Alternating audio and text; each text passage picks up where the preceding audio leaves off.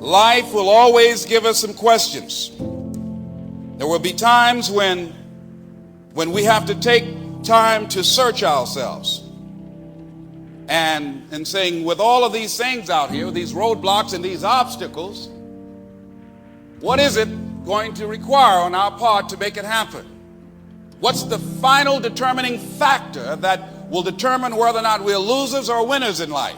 And here's what the answer is. It's you. No, it's not your circumstances. No, it's not your past. It's you. You're going to determine that. No, not what happened to you. No. It's you. It's you.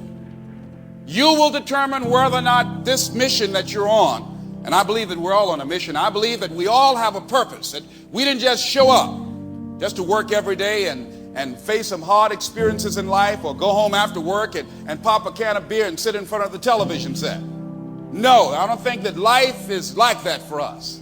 I think that we all showed up here on a divine mission to do something, and that only you will do that which has been given you to do. Nobody else can do that work, whatever it is. Only you. See, nobody will ever, Brenda, do the hairstyles that you create, how you create that, and the special touch that you bring into the industry.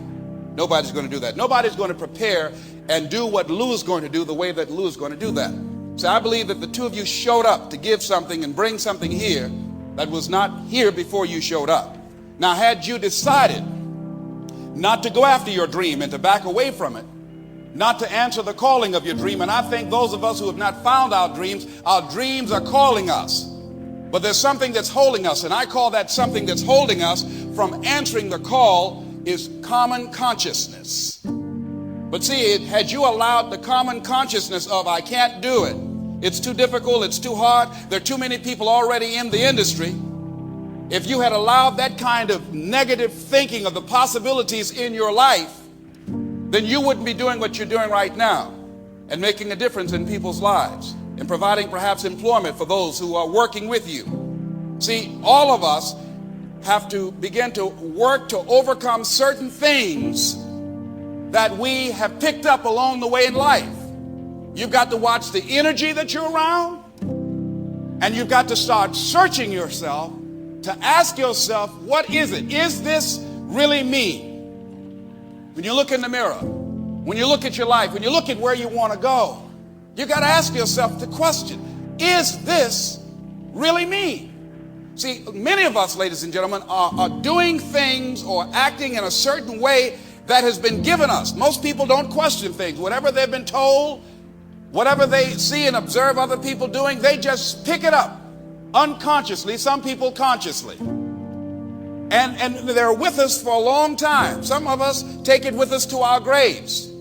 And we don't even know that we are operating under this spell. I had a major stretch starting off this year.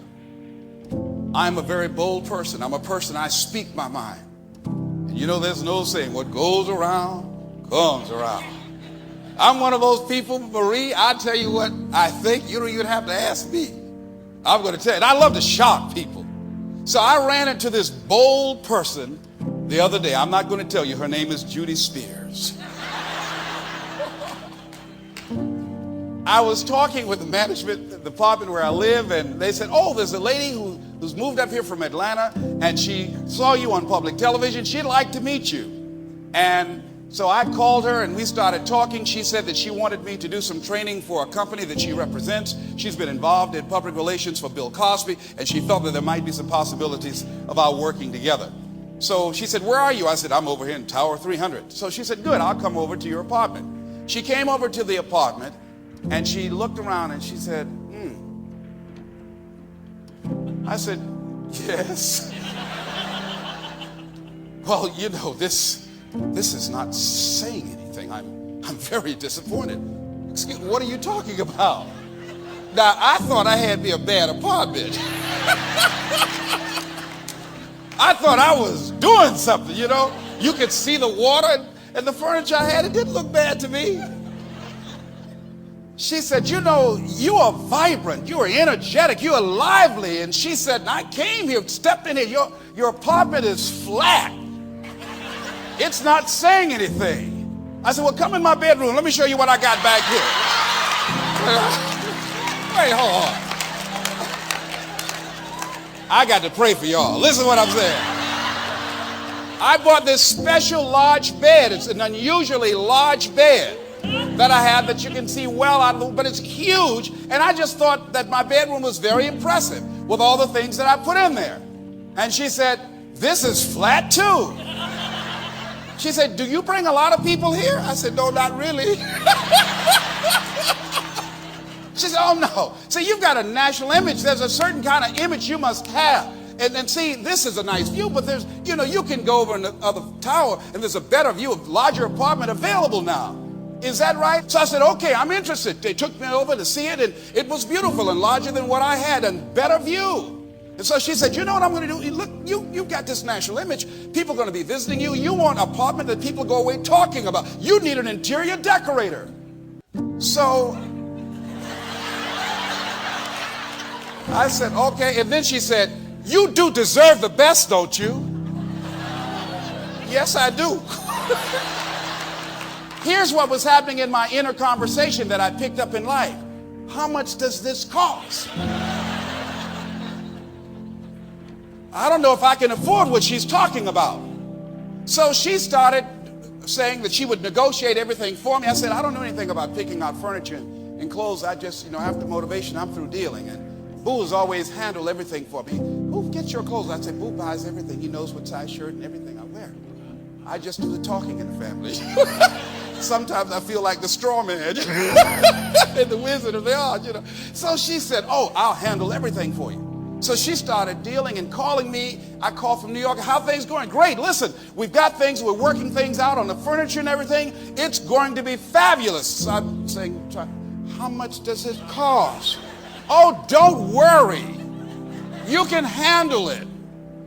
Now, the flowers, we're going to have to take care of that money. It's around $1,000. It's $1,000. She said, you can't get an apartment like this and operate being cheap. You're not cheap, are you? I said, no, I'm not.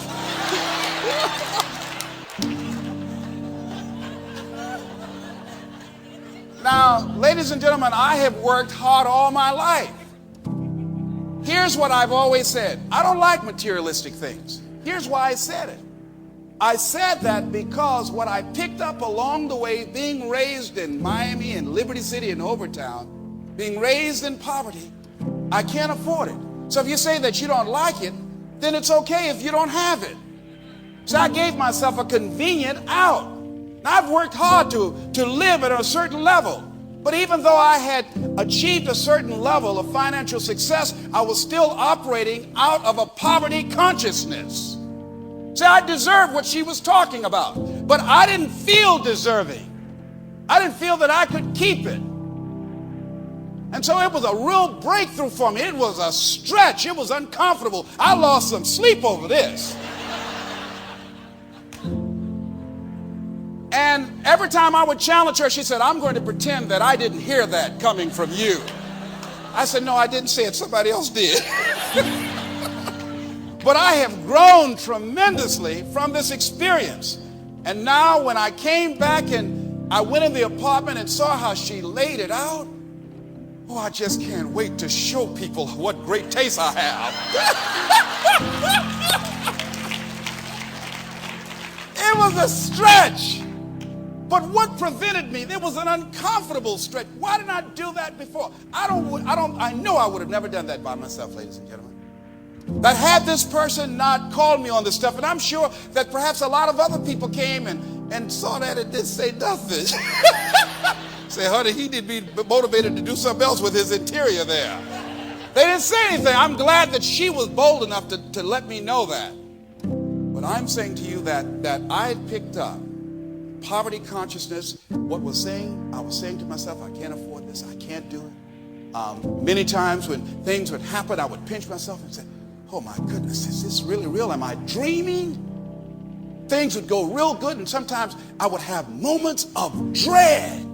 Just get nervous and frightened. Had no basis for it. was a stretch. It was out of my comfort zone. And as we begin to look at how do you handle this stuff, Les, up in you? Here's what we got to do. That I had to look at the mirror and say, Les, it's you. Hey, you deserve this.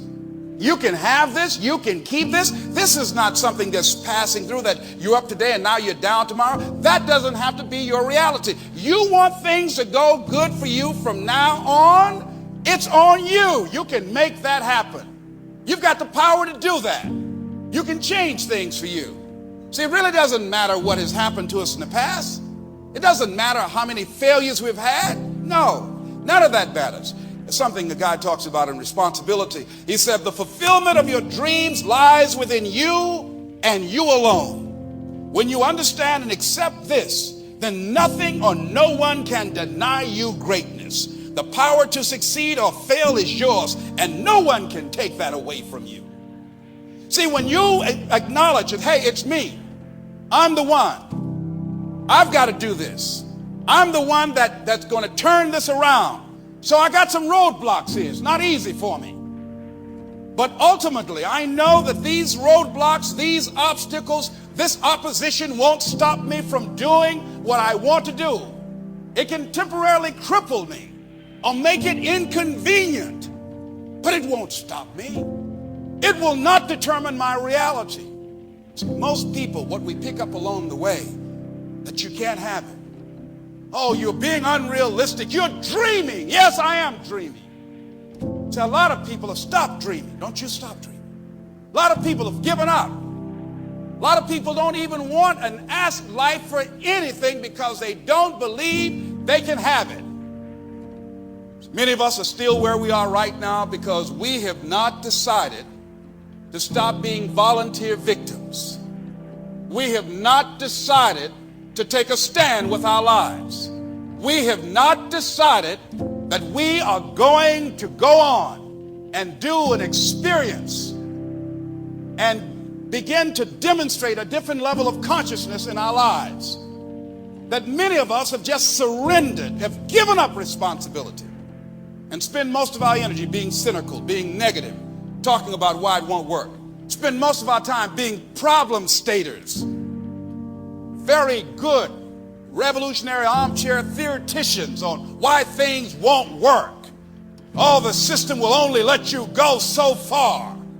Very critical and toxic negative energy, building a case for their limitations and why they can't move on. That's where most people go, ladies and gentlemen. But I say to you, whatever it is you want to demonstrate in your life experience, it's on you.